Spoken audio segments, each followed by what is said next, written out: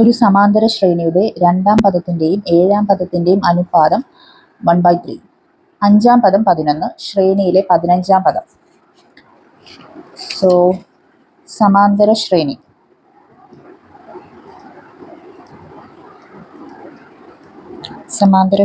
or AP, arithmetic progression.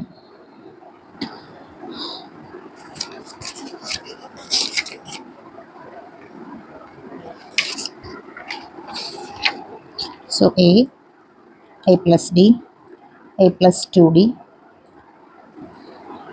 where A is the first term and D is the common difference.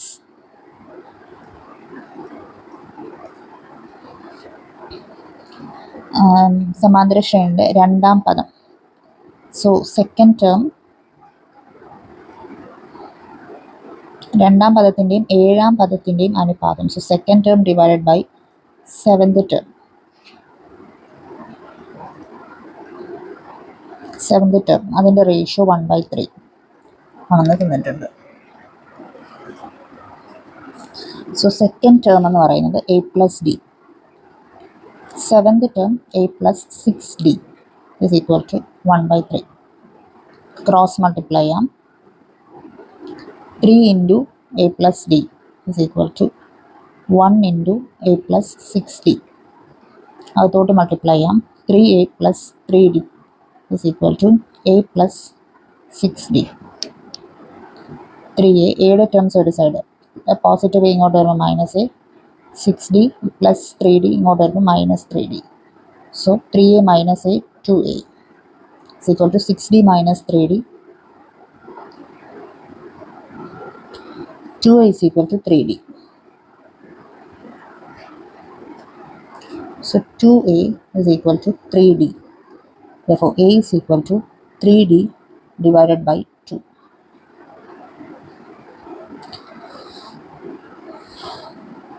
ഇനി നമുക്ക് ക്വസ്റ്റ്യനിൽ അഞ്ചാം പദം 11 ആണെന്ന് തന്നിട്ടുണ്ട്. സോ ഫിഫ്ത്ത് ടേം അഞ്ചാം പദം is equal to 11. അഞ്ചാം പദം എന്ന് പറയുന്നത് A plus 4D is equal to 11. ഇതിനകത്ത് A എന്ന് പറയുന്നത് 3D/2 ആണ്, നമ്മൾ കണ്ടുപിടിച്ചു.